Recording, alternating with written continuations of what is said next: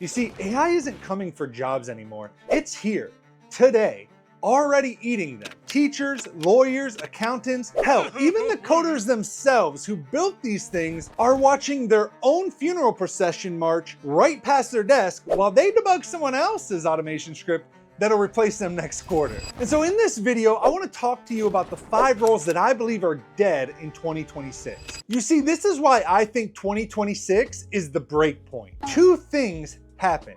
First, AI got disturbingly good at average. And here's the thing, most work is average. Most people are average, but you don't have to be most people. Second, some CFO somewhere finally opened Excel and saw what I've been screaming about for months. When a model handles the first 70% of the work, you no longer need armies, you need conductors, tastemakers, people who can catch the lies that these things confidently spit out at 3 a.m. The pattern is obvious. Fewer drones, more directors. It's even weirder. You see, the whole structure inverts and suddenly the junior becomes the senior because they know how to prompt these LLMs, while the 20-year veteran is Googling, what is ChatGPT, like it's still 2023. It's beautiful, really. And so the first job that I see heading out the door in 2026 are accountants and bookkeepers. And here's why I think it's at risk. Death.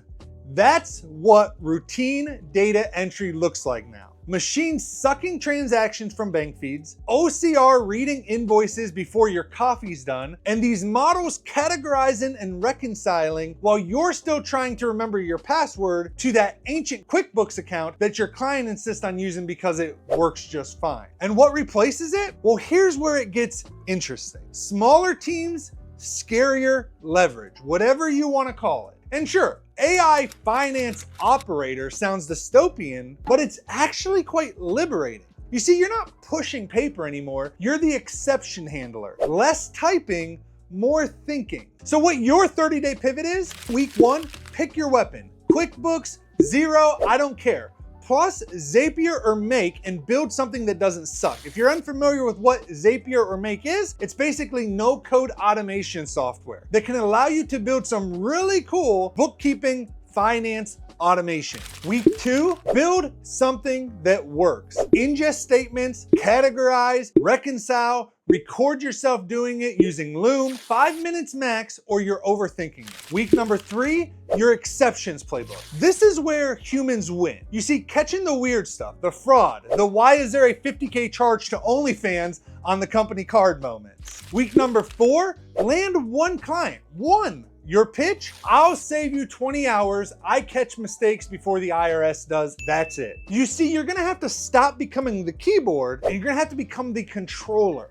Number 4, teachers and tutors. They're gonna become AI learning designers, facilitating systems that have AI do the teaching for you. Watching AI pass the bar exam while teachers argue about homework policies feels like watching Blockbuster debate late fees while Netflix starts eating their lunch. AI tutors already grade better than humans. They generate lessons plans in seconds, personalized drills for each student's exact confusion points. Practice, automated.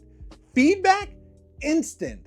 Generic lecture, toast. You see, teachers spending Sunday nights making worksheets while Khan Academy's AI builds entire curriculums in real time. It's insane what is happening in the teacher space. And what's it replace? Well, it replaces teachers. Humans move upstream, way upstream. You become the architect of experiences that machines can't create. AI learning designer. Sounds pretentious, but it is necessary. You orchestrate, guide, facilitate the chaos that makes learning stick, because memorization is dead, but synthesis still needs a human touch. So your 30-day pivot, week 1, map mastery. Pick chemistry, calculus, whatever. Build competency trees that actually make sense. Week 2, AI tutor workflow. Drills, hints, instant feedback, add guardrails so that it doesn't teach kids to make math. Probably important. Week 3, 2 projects, real ones, force collaboration, make them present, and let them fail safely. Week 4, 5 students. Track everything. Time, gains, engagement. Your pitch becomes 4 words. AI practices, I transform. You see, we're not deleting teachers, at least not all teachers. We're deleting the busy work. We're keeping the parts that only humans can do. The inspiration, the mentorship, the one-on-one time, that one conversation that literally changes a kid's trajectory forever. Number 3, lawyers and paralegals. And this is something that I have a lot of experience with. I used AI throughout my entire divorce and custody hearing with my son and ended up, unlike a lot of other fathers, walking away with equal custody, equal parenting time, 7-day on, 7-day off. And a lot of that was thanks to AI and specifically ChatGPT. Yo, real quick, I promise it'll only take a second, but if you love these AI videos and you want to see the other side of my life, fatherhood vlogs, gaming sessions with my son, opening up Pokemon cards with him, crazy adventures, and just behind the scenes chaos, then you've got to check out my personal channel. Honestly, if you think that AI is crazy, wait till you see my real life as a single father. All right, the link's down below, come hang out. And so you ask, well, why is it at risk? Well, the first year associates billing $400 an hour to find precedent, I think that answers the question. And you see, here's the thing. Legal work is literally just text patterns with Latin sprinkled on top to make everyone feel smart. Memo drafts, contract comparisons, discovery triage, it's pattern matching, and machines eat patterns for breakfast while your paralegal is still trying to figure out Westlaw's interface from 1997. You see, firms finally did the math. Why bill junior pay hours when AI does drafts in 5 minutes? You see, clients aren't stupid anymore and they're wising up. And so what replaces it? Strategy, negotiation, the stuff that happens when humans get emotional about money. So you see, an AI case researcher handles the haystack. You find the needles and explain why they matter to the judge, who definitely didn't read your brief, but will pretend that they did. You see, contract systems lead sounds boring, but you're basically running a legal assembly where machines do heavy lifting and you do the heavy thinking. The court stays human. Everything else is up for grabs. And so what I would recommend for you for your 30-day pivot, week 1, motion workflow. Come up with prompts, citations, because AI will confidently lie to you about case law. And it's definitely problematic. I've had it happen myself. Week number 2, build a clause library. Fallbacks, risk tags. Week number 3, e-discovery triage that doesn't miss the smoking gun email where someone literally wrote, let's commit fraud. Week 4, 2-page playbook. Small firm, show the hours that are saved, never mention malpractice, they're already terrified. You see, you keep the part that wins cases and you automate everything else.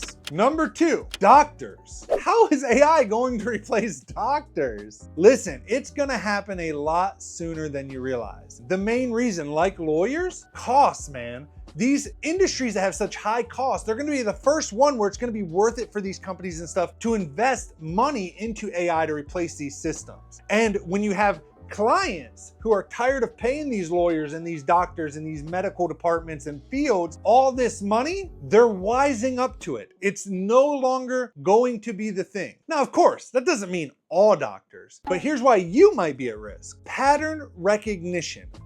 That's all it is. Looking at spots on skin, shadows on lungs, machines are literally built for this, and they don't get tired at hour 14 of staring at chest x-rays trying to spot the 1 pixel that might be cancer. Let me be clear, AI already catches melanomas better than dermatologists. Already flags lung nodules radiologists miss because they're human and humans get tired and that shadow looked like nothing until it killed someone. And so what replaces it? Doctors who become conductors, diagnostics lead, AI safety physician. Whatever title makes the medical board feel better about the inevitable. You see, you don't read every scan anymore. You read the ones that matter, the weird ones, the ones the computer says maybe, but honestly, we have no idea. Those cases that need actual judgment and not just pattern recognition or pattern matching. So if I was you in the next 30 days, here's what I would do. Week 1, learn where AI breaks. False positives on weird anatomy, bias in training data, the patient with the pacemaker that makes every image look like modern art. Week 2, human in the loop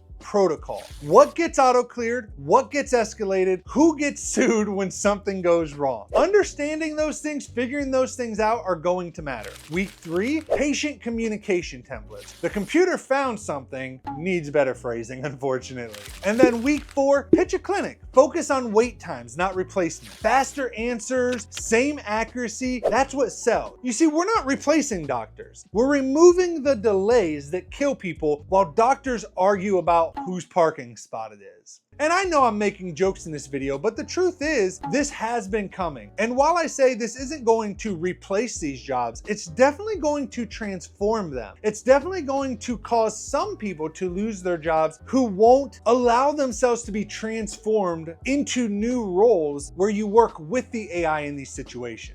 And so that brings us to the last job that I think is going away a lot quicker than people realize. And that is software developers and coders. And software developer and coders, they know this probably better than anybody, but they're also some of the most entitled humans when it comes to it. They somehow think that AI can do all this other stuff, but it's never going to actually replace them. It's never going to be able to code perfectly. You're always going to need human interaction. And while that might be true now, it's definitely going to change. But the good news is, I think there's actually a lot bigger need for software than people realize. I know you spent years learning to code, mastering frameworks, arguing about tabs versus spaces, and now some model writes your entire authentication system while you're still opening VS Code. They are actually getting that quick. You see, Copilot went from autocomplete to co-author to why do we need you again? In 18 months. Boilerplate generated. Tests written automatically. Migrations done before you can stand up from your desk. One senior with clear thinking and brutal standards can now ship what took 5 juniors grinding through tutorials that they don't understand in a day. And what replaces it? Higher leverage, scarier responsibility. You see, we'll call it an AI software supervisor. It sounds like middle management hell, but it's actually the opposite. You're the architect of reality, the one who decides what gets built while machines handle the building. You write specs that don't suck. You review code that might kill someone. You test things designed to break in ways the AI never imagined because it was trained on Stack Overflow answers from 2019. And so if you're still working in coding, if you're dealing with AI, here's what I suggest over the next 30 days. Week 1, ship something, anything, with AI. Log every failure, every hallucination. Start building with it and quit pushing against it, and learn how to allow it to do your job faster with you piloting it versus being overtaken by it. Week 2, golden path prompts, review checklists, security gates that actually work, ways to make sure the AI can't do anything too dangerous. Week 3, property tests, fuzzers, chaos engineering for AI code. Break it until it can't break. Learn how to be ruthless against the code that AI generates. And week 4, listen, we all struggle with this, but learn how to write documentation that doesn't suck. And so here's where humans can still win. 3 things. First, taste. Knowing what's good when the machine gives you 17 options. Being able to decide what's the right path, what's the thing that's actually going to help humans the most, how does it look? How does it interact with the customer? How is that UI experience, that UX experience? Number 2, judgment. Catching the confident lies, the subtle wrongs. This works, but will destroy us in 6 months. Decisions that will inevitably need to be made. And number 3, trust. The voice on the call, the one who says, my fault, and means it, and takes responsibility, and learns how to make the AI do better next time, and learn how to use the AI in better ways to prevent those issues into the future. You see, AI is the engine for all of these jobs, but we're still the driver, at least for now. So don't let go of the wheel just because you're scared of the speed and how fast everything's going. And if any of these hit you in the gut, good, because that is fear and you need to use it because these things are happening faster than you realize and you're going to get left in the dust if you're not willing to work with AI. Thanks for watching. If you're interested in AI, you should also check out this AI video I did.